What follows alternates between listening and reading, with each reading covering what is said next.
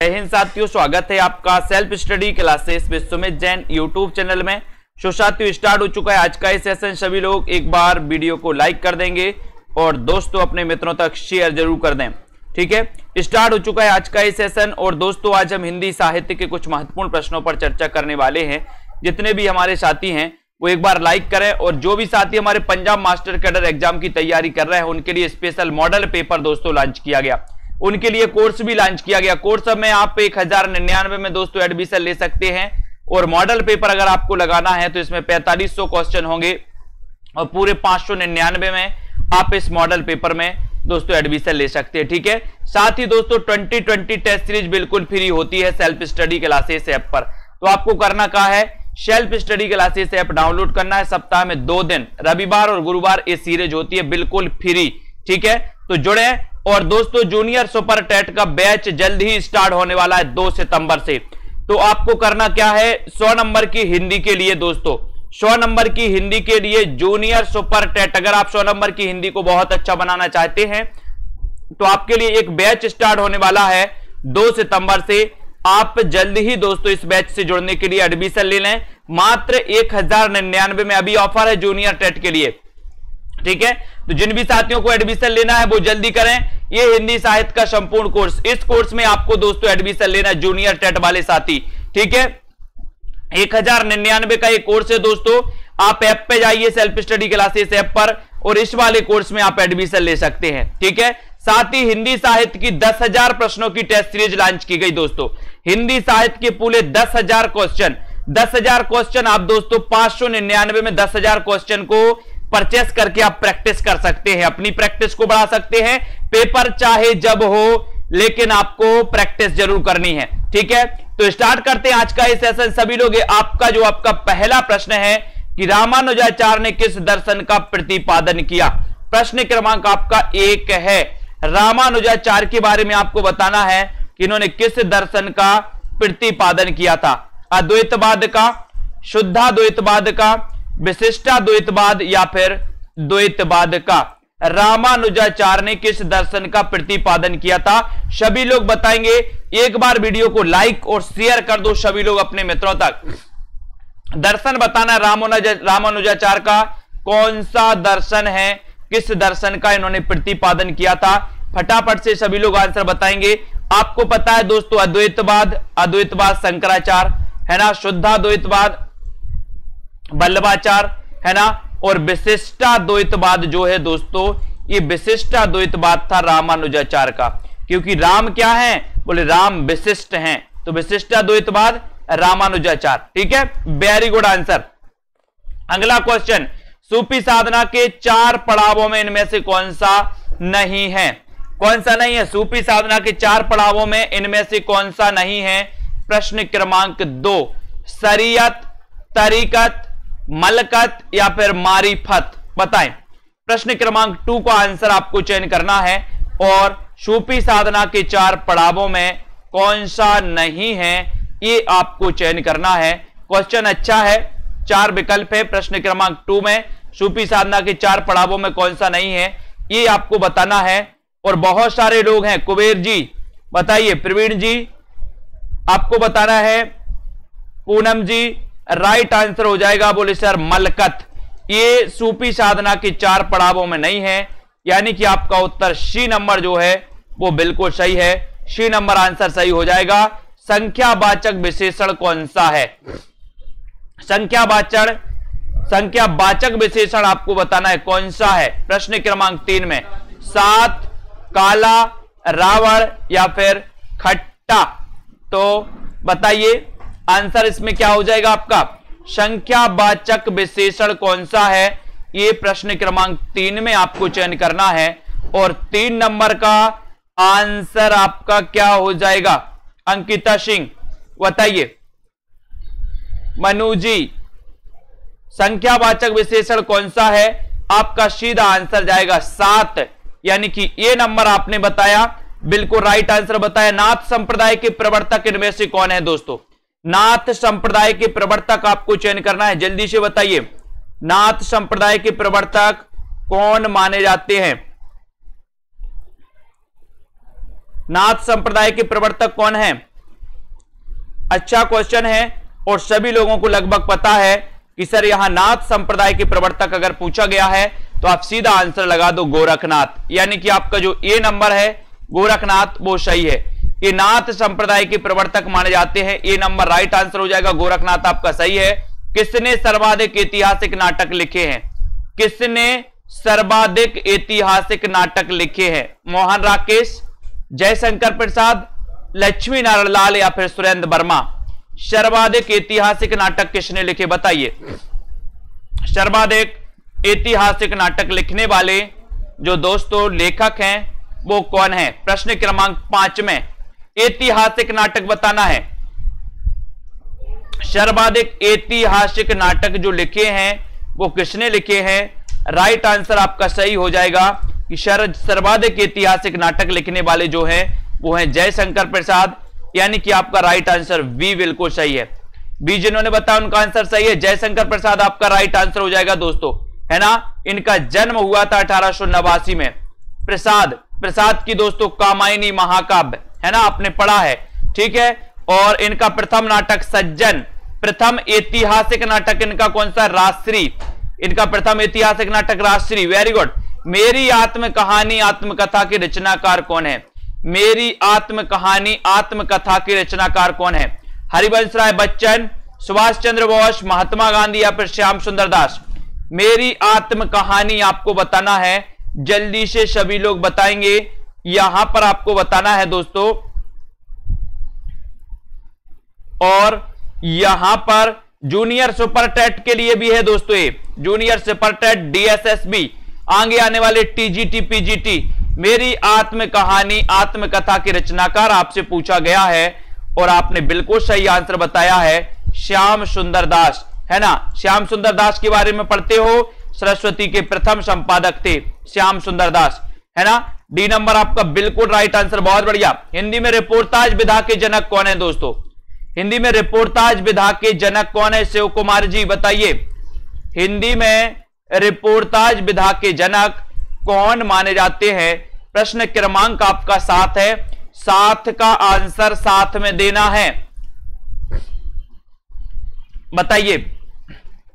हाँ, मेरी आत्म कहानी सुंदर होगी, रोहित कुमार जी, ठीक है।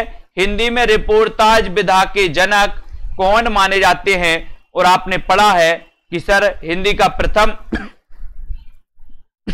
हिंदी के रिपोर्टाज विधा के जनक शिवदान सिंह चौहान, ठीक है, यानी कि ये नंबर आपका सही है। प्रथम रिपोर्टाज भी आपको बताना है, लिखिए कमेंट में। राहुल सांकृत्या ने हिंदी का पहला कवि किसे माना? प्रश्न क्रमांक 8 का सरल क्वेश्चन है, बढ़िया क्वेश्चन है। राहुल सांकृत्या ने हिंदी का पहला कवि किसे माना है? लुईपा को, शबरप्पा, सरहपा या फिर चंद्र बरदाई को? राहुल सांकृत्या ने हिंदी का पहला कवि किससे माना है? और लक्ष्मीपुरा, हिंदी का प्रथम रिपोर्टाज कौन सा है दोस्तों? लक्ष्मीपुरा, है ना, लक्ष्मीपुरा शिवदान सिंह चौहान। और राहुल सांकृत्या ने हिंदी का पहला कवि किसे माना? ये आपका राइट आंसर है। आंसर क्या है? सरहपा, सरहपा, यानी कि आपका जो सी नंबर है दोस्तों वो बिल्कुल सही है। सरहपा जिन्होंने बताया है, किस इतिहास लेखक ने अपने इतिहास ग्रंथ में लगभग 5000 कवियों का विवरण दिया है दोस्तों। 5000 कवियों का विवरण किस ग्रंथ में दिया है? किस इतिहास लेखक ने अपने इतिहास ग्रंथ में लगभग 5000 कवियों का विवरण दिया है ना। और आपको बताना है, 4 विकल्प हैं, इससे संबंधित एक क्वेश्चन पूछा गया था आपके पीजीटी में। क्या पूछा गया था पीजीटी में? कि वो ग्रंथ कौन सा है, ग्रंथ, उस ग्रंथ के ग्रंथकार कौन है, जो दोस्तों आज भी एक आधार स्तंभ बना हुआ ग्रंथ है। इतिवृत्त और आलोचना संबंधी पूछा गया था।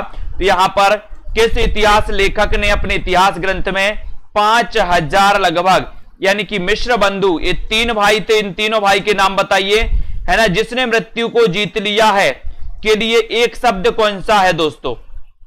जिसने मृत्यु को जीत लिया है के लिए एक शब्द बताना है। अमर, अमृत, मृत्युंजय या फिर अजर अमर?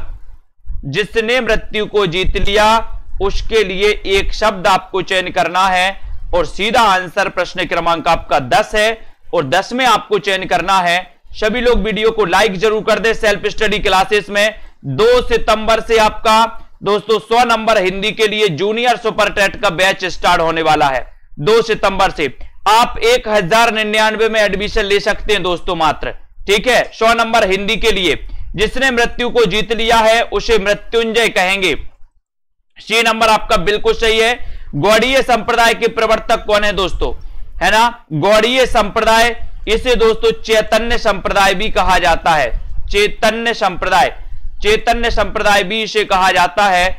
गौड़ीय संप्रदाय के प्रवर्तक कौन माने जाते हैं, वल्लभाचार्य, मध्वाचार्य, चैतन्य महाप्रभु या फिर स्वामी हरिदास।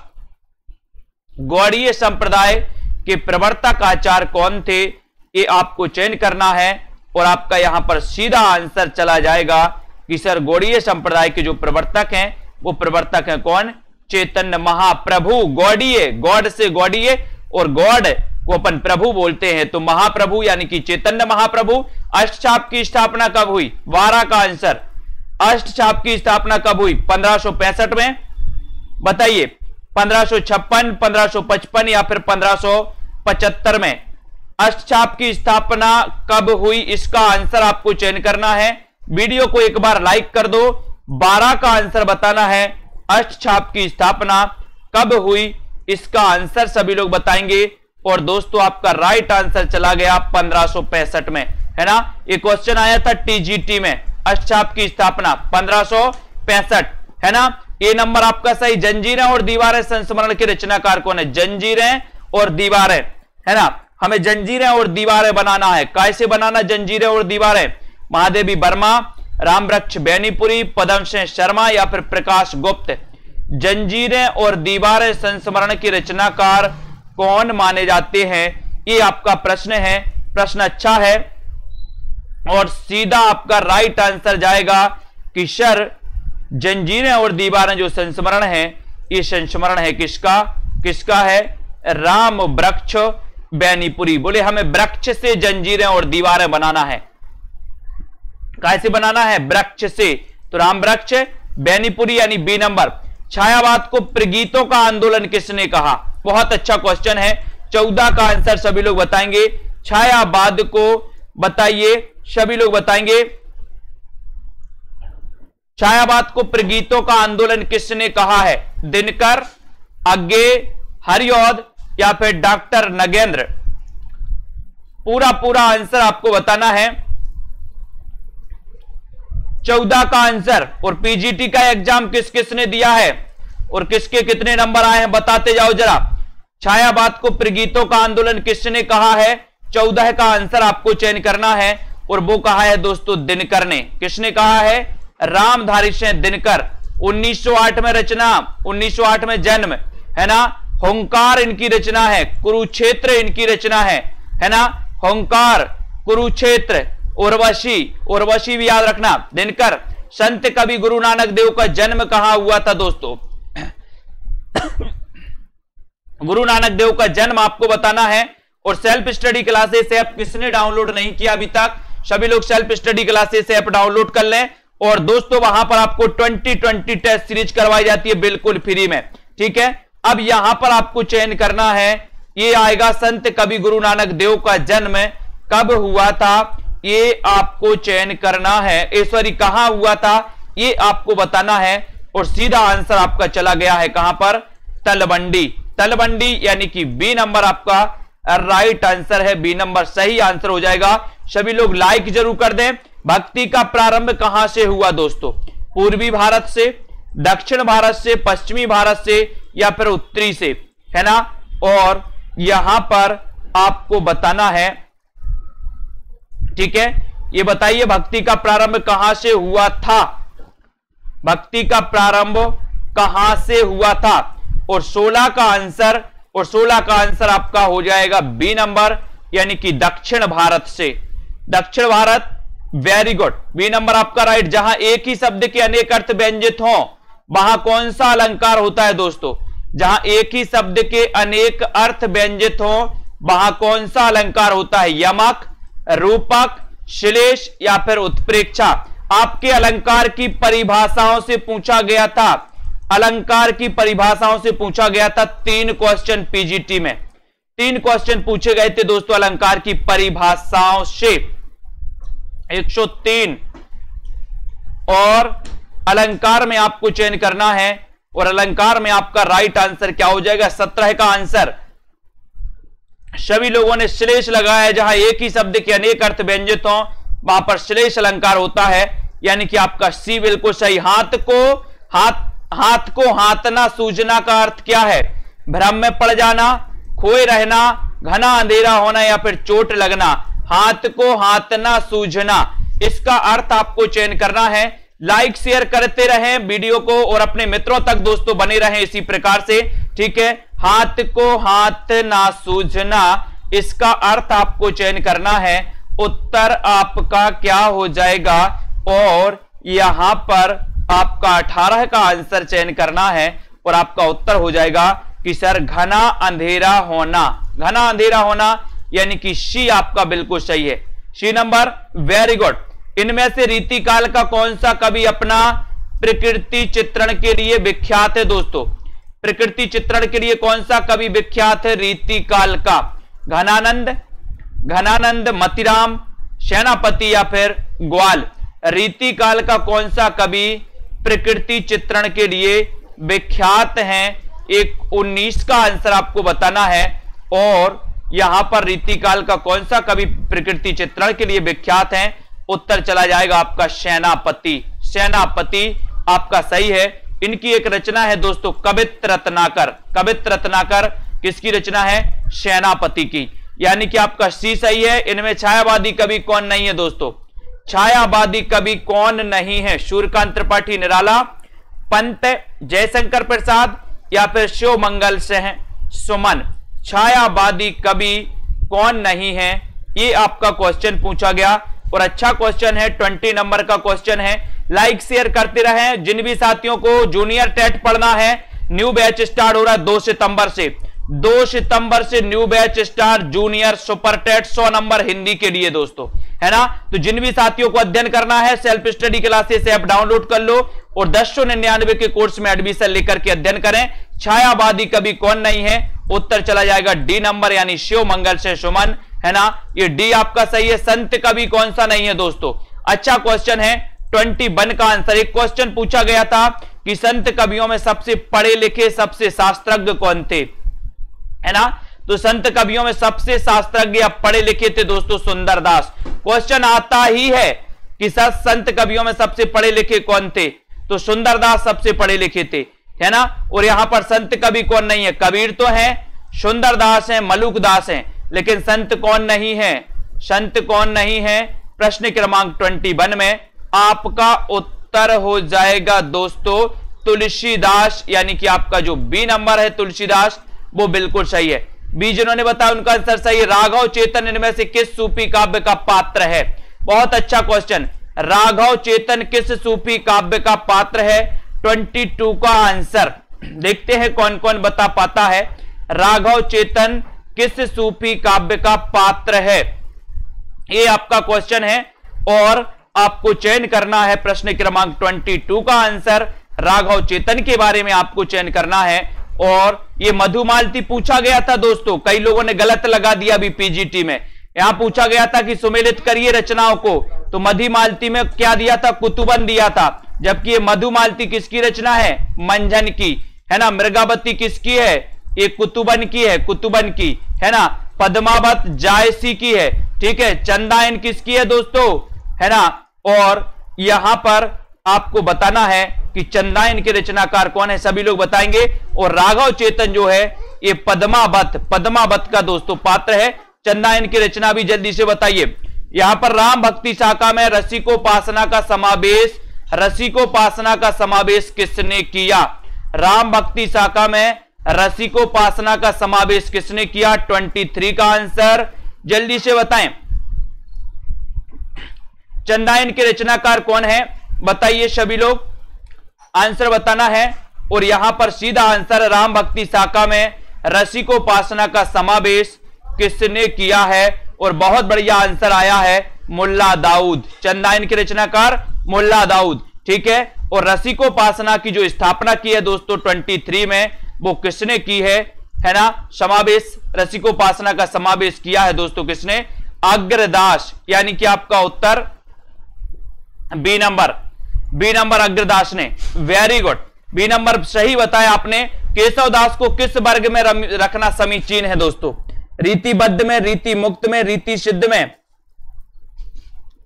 सभी लोग बताएं, केशवदास को किस वर्ग में रखना समीचीन माना जाता है? यह प्रश्न क्रमांक आपका 24 है और 24 में आपको चयन करना है और आपका सीधा आंसर जाएगा केशवदास को किस वर्ग में रखना समीचीन है। उत्तर आपका सीधा है 24 में राइट आंसर लगा दिया आपने। इस तरह ने रीतिबद्ध में रखो, है ना? नगेंद्र ने इन्हें रीतिकाल का प्रवर्तक माना। 1 नंबर आपका सर्वांग निरूपक आचार माने जाते, प्रथम सर्वांग निरूपक आचार हैं केशवदास, है ना? हिंदी की प्रथम आत्मकथा कौन सी है दोस्तों? हिंदी की प्रथम प्राचीनतम आत्मकथा कौन सी मानी जाती है?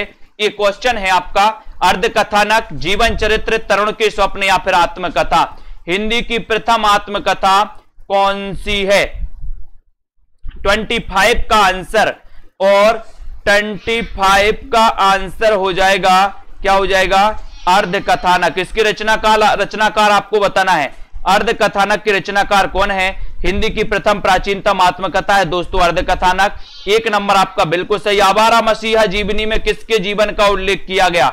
बताइए, आवारा मसीहा जीवनी में किसके जीवन का उल्लेख किया गया है?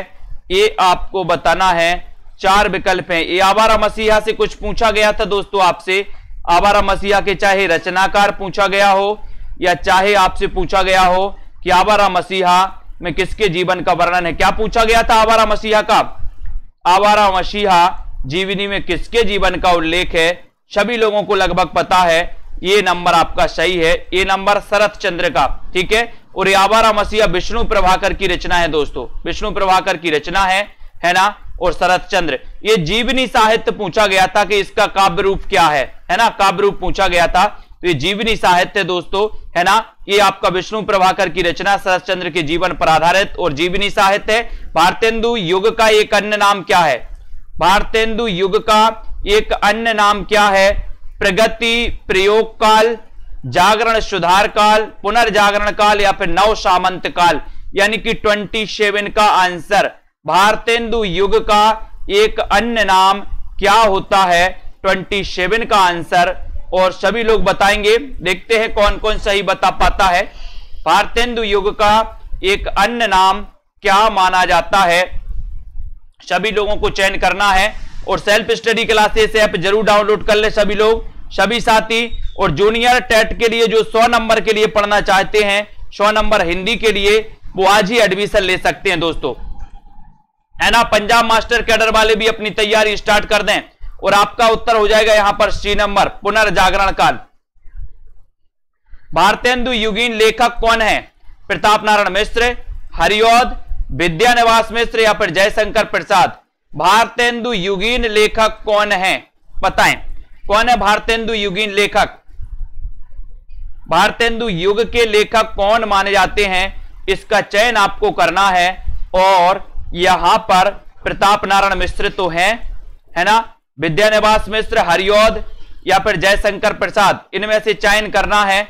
और आपका सीधा आंसर जाएगा दोस्तों यहां पर प्रताप नारायण मिश्र, यानी ये नंबर आपका सही। इसी प्रकार से एक क्वेश्चन आया था दोस्तों कि निम्न में से बताइए कौन सा भारतेंदु युग का लेखक है ना? उत्तराखंड एलटी में आया था इस प्रकार से, ठीक है। तो प्रताप नारायण मिश्र आपको पता है। तार सप्तक का प्रकाशन आ गया है, ये पूछा गया था कल के एग्जाम पीजीटी में आपका। तार सप्तक का प्रकाशन किस सन में हुआ? 1930, 40, 35 या फिर 43 में? तार सप्तक का प्रकाशन किस सन में हुआ था? तार सप्तक का प्रकाशन किस सन में हुआ था? सभी लोग चयन करें। 29 का आंसर बताना है और 29 में आपका सही आंसर है 1943, यानी कि डी नंबर। तार सप्तक का प्रकाशन 1943 में हुआ था। डी आपका सही है। जिसके मस्तिष्क पर चंद्रमा हो के लिए एक शब्द क्या है? जिसके मस्तिष्क पे चंद्रमा हो के लिए एक शब्द बताइए, उसे क्या कहेंगे? जिसके मस्तिष्क पर चंद्रमा हो उसे शंकर कहेंगे, चंद्रमौली, चंद्रचूड़ या फिर चंद्रशेखर, यानी कि 30 का आंसर बताना है। 30 में सभी लोग बताएंगे। और दोस्तों लाइक जरूर कर ले, सब्सक्राइब कर ले, सब्सक्राइब चैनल को करके बेल आइकन को जरूर दबा दें। जिसके मस्तिष्क पर चंद्रमा हो के लिए एक शब्द बताना है, तब आपका सीधा आंसर 30 नंबर का जाएगा चंद्रशेखर। उसे क्या कहेंगे दोस्तों? चंद्रशेखर कहेंगे, यानी डी आपका सही है। अर्वाचीन का सही विलोम क्या है?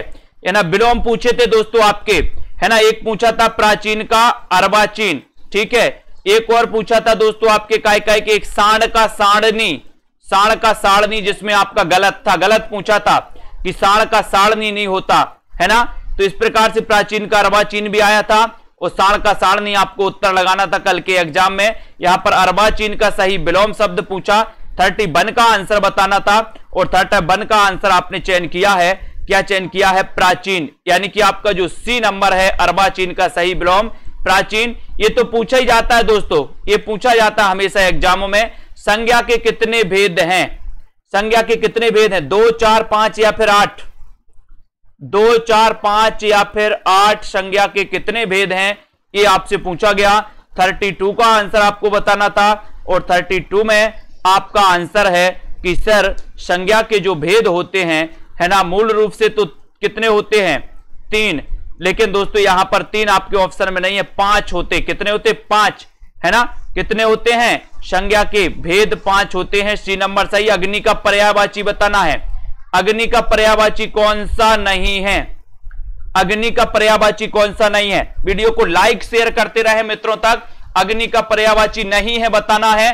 सेल्फ स्टडी क्लासेस ऐप को जरूर डाउनलोड कर ले। 10,000 हिंदी के 10,000 क्वेश्चन की टेस्ट सीरीज मात्र आपको 599 में मिलने वाली है दोस्तों। कितने में मिलने वाली? 599 में, है ना। और यहां पर अग्नि का पर्यायवाची नहीं है, ये आपको बताना है। जल्दी से बताएं।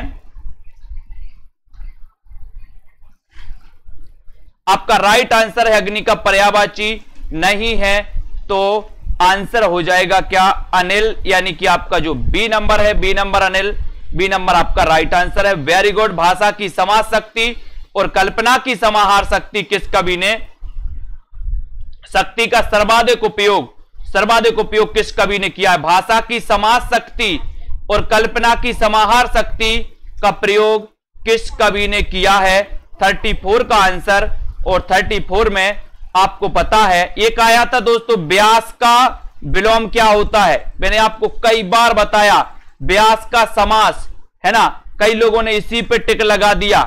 आपसे पूछा जाए कौन सा दोस्तों विलोम नहीं है, सुमेलित नहीं है, तो व्यास का समास होता है। और यहां पर भाषा की समाज शक्ति और कल्पना की समाहार शक्ति का सबसे ज्यादा प्रयोग किया है बिहारी जी ने। बिहारी, यानी कि आपका 1 नंबर बिल्कुल सही है। किसका संबंध सिद्ध साहित्य से है? किसका संबंध सिद्ध साहित्य से नहीं है दोस्तों? किसका संबंध सिद्ध साहित्य से नहीं है? सरहपा, कुकरिपा, शबरपा या फिर गोपीचंद? किसका संबंध सिद्ध साहित्य से नहीं है? इसका क्वेश्चन आपको बताना है। 35 का आंसर बताना है और आपका सीधा आंसर है क्या?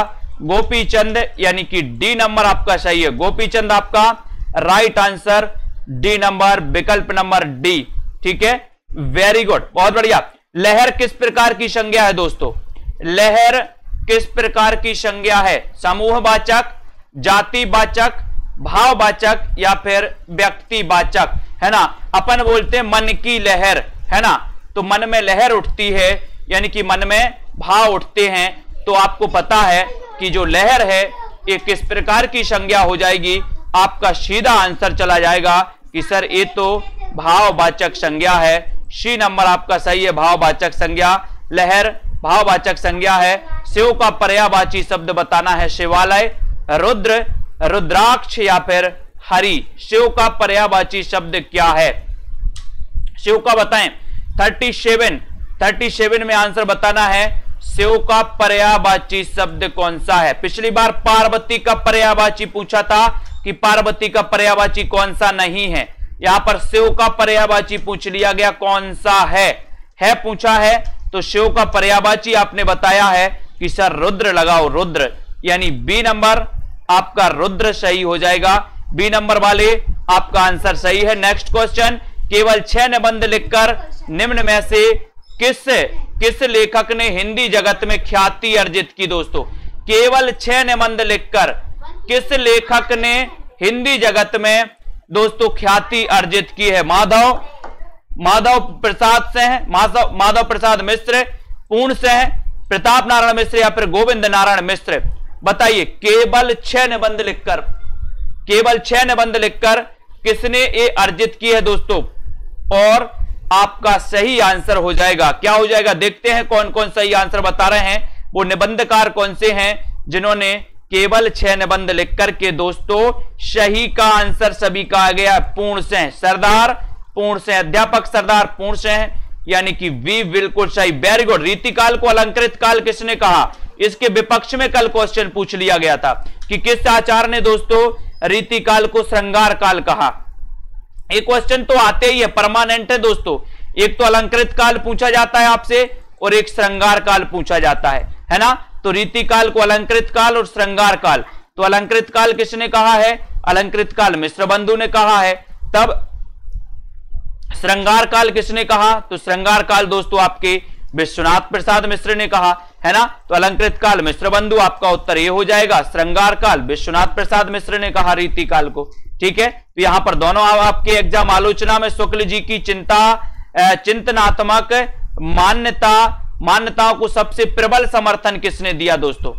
आलोचना में शुक्ल जी की चिंतनात्मक मान्यता को किसने प्रबल समर्थन दिया है, ये आपको बताना है। 40 का आंसर थोड़ा सा कठिन है लेकिन अच्छा क्वेश्चन है दोस्तों। शुक्ल जी की आलोचनात्मक मान्यता को किसने दिया है? सभी लोग बताएं। डॉक्टर नगेंद्र ने, विश्वनाथ प्रसाद मिश्र ने, मुक्तिबोध ने या फिर नामवर सिंह ने? प्रश्न क्रमांक 40 में वीडियो को लाइक जरूर करें और मित्रों तो शेयर भी कर दें जल्दी से। हिंदी आलोचना में शुक्ल जी की चिंतनात्मक मान्यता बताना है और आपका सही आंसर हो जाएगा 40 का सही आंसर हो जाएगा विश्वनाथ प्रसाद मिश्र। विश्वनाथ प्रसाद मिश्र यानी बी आपका बिल्कुल सही, ठीक है? बी नंबर आपका विश्वनाथ प्रसाद मिश्र ने दोस्तों प्रबल समर्थन दिया और बी जिन्होंने लगाया उनका आंसर सही जाता हुआ। बी नंबर विश्वनाथ प्रसाद आधुनिक एकांकी के जनक माने जाते हैं। आधुनिक एकांकी के जनक आपको चयन करना है। अच्छा क्वेश्चन है। उदय शंकर भट्ट, जयशंकर प्रसाद, राम कुमार वर्मा या फिर जगदीश चंद्र माथुर, यानी कि 41 का क्वेश्चन आप चयन करिए। बताएं 41 में आधुनिक एकांकी के जनक कौन माने जाते हैं और प्रथम आधुनिक एकांकी कौन सा है वो भी आपको बताना है और सभी को पता है। देखते हैं कौन कौन सही आंसर बता रहा। 41 में वीडियो को लाइक जरूर कर दें, शेयर कर दो अपने मित्रों तक और अध्ययन रुकना नहीं चाहिए, है ना? अपन को बिजली के कीड़े नहीं बनना है कि परीक्षा आ गई तो फड़फड़ाने लगे और परीक्षा गई तो बंद हो गए, है ना? अध्ययन निरंतर जारी रखो, परीक्षा में पास जरूर होगे। और आपका राइट आंसर है राम कुमार वर्मा। सी नंबर सही है। आधुनिक एकांकी के जनक राम कुमार वर्मा। सी नंबर इनकी जो एकांकी है दोस्तों, आधुनिक एकांकी, प्रथम आधुनिक एकांकी वो कौन सी है वो आपको बताना है। 2017 का ज्ञानपीठ पुरस्कार किससे मिला है? वर्ष 2017 का ज्ञानपीठ पुरस्कार किसे मिला? 42 का आंसर। ये ज्ञानपीठ प्रश्न से पूछा गया था। आपको पता था दोस्तों कि ज्ञानपीठ पुरस्कार केवल 4 रचनाओं के लिए मिला था हिंदी में, फिर उसके बाद संपूर्ण साहित्य में मिलना चालू हुआ। आपसे पूछा था कि निम्न में से बताइए किसे ज्ञानपीठ पुरस्कार मिला था, तो आपको चिदम्बरा ऑप्शन में था, चिदम्बरा आपको लगाना था, है ना? और 2017 का ज्ञानपीठ पुरस्कार किसे मिला? 42 का आंसर आपको बताना है और आपका उत्तर हो जाएगा कृष्णा सोपती। किसको मिला था? कृष्णा सोपती को मिला था। ये नंबर आपका बिल्कुल सही है, वेरी गुड आंसर। एक शब्द मछली का पर्यायवाची कौन सा नहीं है? बताइए मछली का पर्यायवाची कौन सा नहीं है? मत्स्य, मीन, सफरी या फिर जलोदरी? मछली का पर्यायवाची कौन सा नहीं है? ये आपके लिए क्वेश्चन दिया गया, बढ़िया क्वेश्चन है। और बताइए मछली का पर्यायवाची मत्स्य तो है, मीन है ना? और आपको बताना है सफरी भी है, लेकिन उत्तर है जलोदरी। आपका उत्तर क्या है? जलोदरी, यानी कि डी नंबर, है ना? डी नंबर आपका सही है। ये डी नंबर जलोदरी आपका राइट आंसर है। आपको बताना है बादल की मृत्यु के रचनाकार कौन है। बादल की मृत्यु के रचनाकार कौन है। कुछ लोग बादल राग बता रहे, बादल की मृत्यु बताइए। जटिल का विलोम शब्द है, जटिल का विलोम शब्द क्या होगा दोस्तों। सरल, कुटिल, सहज या फिर अजटिल। 44 का आंसर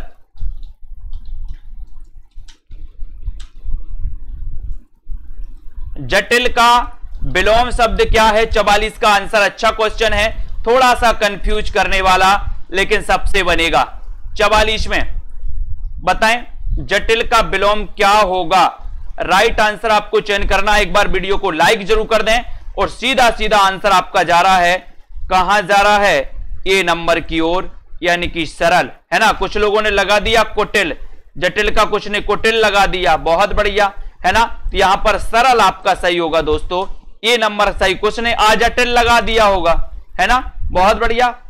विशेषण जिस संज्ञा की विशेषता बताता है उसे क्या कहते हैं। विशेषण जिस संज्ञा की विशेषता बताता है उसे क्या कहते हैं। 45 का आंसर। अच्छा क्वेश्चन है, विशेषण जिसकी विशेषता बताता है उसे क्या कहेंगे। 45 में आपको चयन करना है।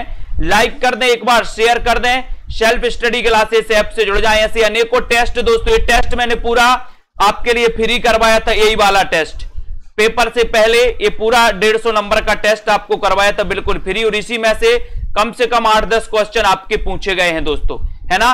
और विशेषण जिस संज्ञा की विशेषता बताता है उसे कहते हैं हम विशेष। विशेष यानी सी। प्रथम विश्व हिंदी सम्मेलन कहां हुआ था।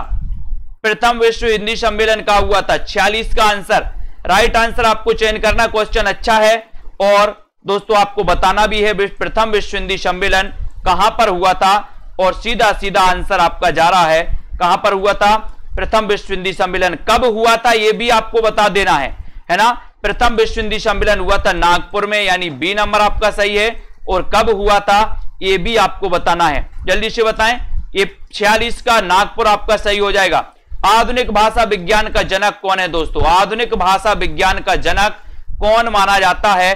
47 का आंसर आपको चयन करना है। आधुनिक भाषा विज्ञान का जनक कौन है। ब्लूमफील्ड, जेफरसन, सोस्यूर या फिर गिलीसन। और सभी ने आंसर बताया है कि सर आधुनिक भाषा विज्ञान के जो जनक हैं, देखते हैं साइंस सृष्टि बताइए कहां पर हुआ था। आधुनिक भाषा विज्ञान का जनक कौन है, इसका आंसर 47 में कौन कौन सही बता रहा है। उत्तर का इंतजार हम कर रहे हैं, है ना। और सभी का आंसर आ रहा है, कुछ लोग बता रहे हैं सी, बहुत बढ़िया, सी बताया जिन्होंने। सोस्यूर वो बिल्कुल सही है। आधुनिक भाषा विज्ञान के जनक कौन है, सोस्यूर हैं दोस्तों। C number right answer, very good. Hindi भाषा की लिपि कौन सी है। हिंदी भाषा की लिपि कौन सी है। पाली प्राकृत, देवनागरी, रोमन या फिर अपभ्रंश। हिंदी भाषा की लिपि कौन सी है। 48 का आंसर आपको चयन करना है और सभी लोग बताएंगे हिंदी भाषा की लिपि। 48 का आंसर, और 48 में आपका सीधा आंसर सरल है। बोले सर देवनागरी लगा दो, बी नंबर सभी को बनेगा, है ना। तो बी नंबर आपका सही है, Devanagari right answer, very good. बौद्ध धर्म से जुड़े हुए साहित्य की भाषा क्या है। साहित्य की भाषा। ऐसे ही अगर आप टेस्ट देना चाहते बिल्कुल फ्री, तो सेल्फ स्टडी क्लासेस ऐप आज ही डाउनलोड कर लें, है ना। रविवार और गुरुवार 2 दिन टेस्ट सीरीज होती है, 2020 test series, free test series. उस टेस्ट सीरीज से आप जुड़िए, कई टेस्ट आपके लिए उपलब्ध हैं। बौद्ध धर्म से जुड़े हुए साहित्य की भाषा बताना है। 49 का आंसर बताना है, और राइट आंसर है डी नंबर, यानी कि पाली। पाली आपका सही है, बौद्ध धर्म से जुड़ी साहित्य की भाषा। हिंदी का पाणिनि किसे, क्वेश्चन आया था दोस्तों कल के एग्जाम में, हिंदी का पाणिनि किसे कहा जाता है। कामता प्रसाद, यहां इसे पाणिनि पूछा गया था कि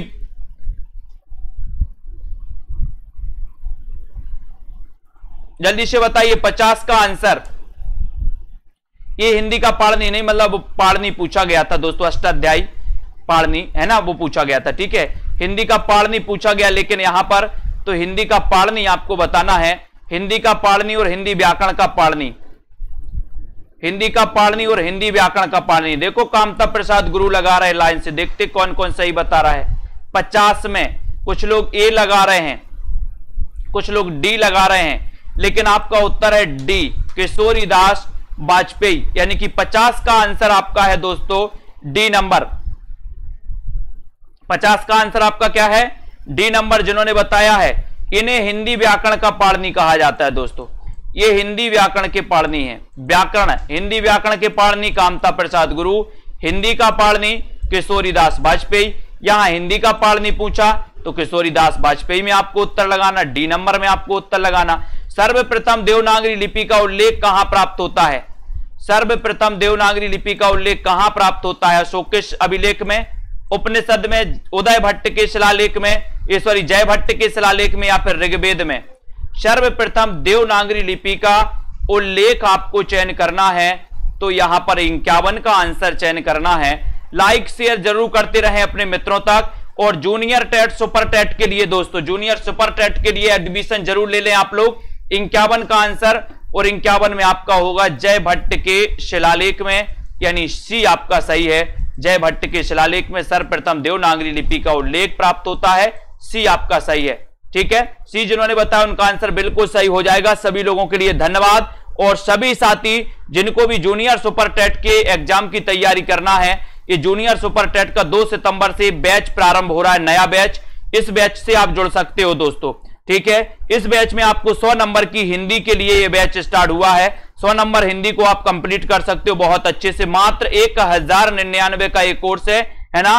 और यहां पर पंजाब मास्टर कैडर वाले देर ना करें, मैं आपसे बार बार बोल रहा हूं कि 599 का ये मॉडल स्पेशल पेपर 4500 क्वेश्चन है ना। 4500 क्वेश्चन दोस्तों, 599 मॉडल पेपर लगाएं, प्रैक्टिस हल कर दें, है ना।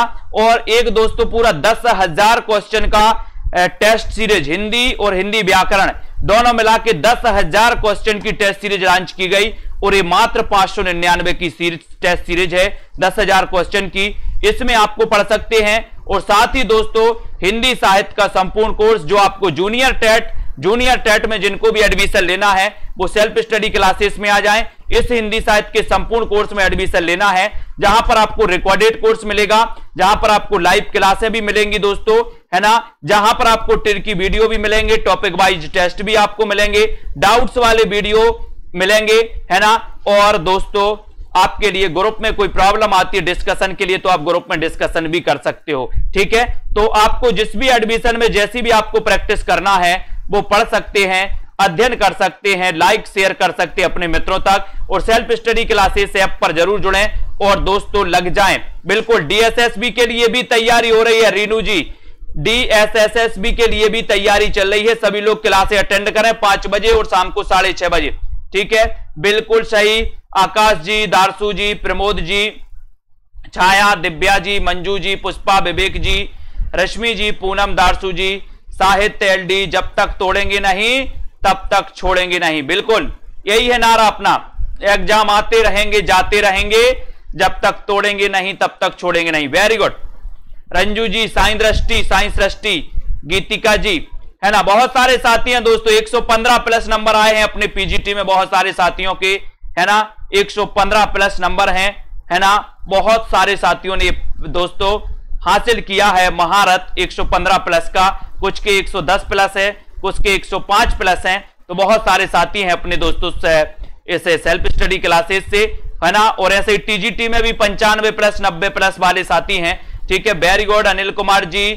और दोस्तों सभी साथियों को धन्यवाद। अंजलि जी, दारसू, डॉली जी, उदय जी, विवेक जी, ठीक है, बंसल जी, पूर्णिमा, रतन पटेल जी, प्रियंका सिंह जी, लवली ठाकुर जी, मानसी, स्वतंत्र जी, भारती जी, साहित्य जी, नीतू गुप्ता जी, बिल्कुल,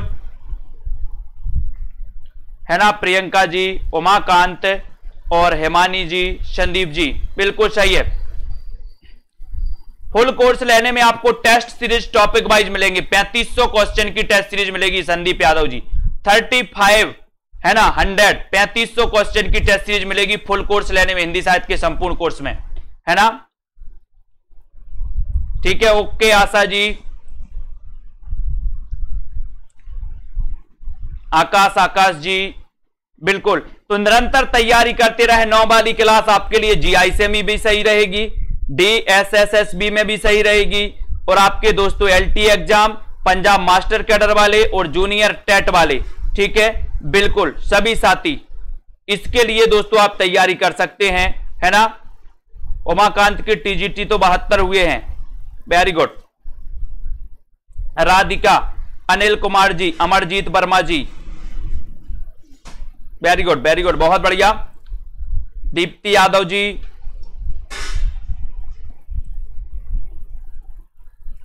ठीक है। तो सभी साथियों को धन्यवाद।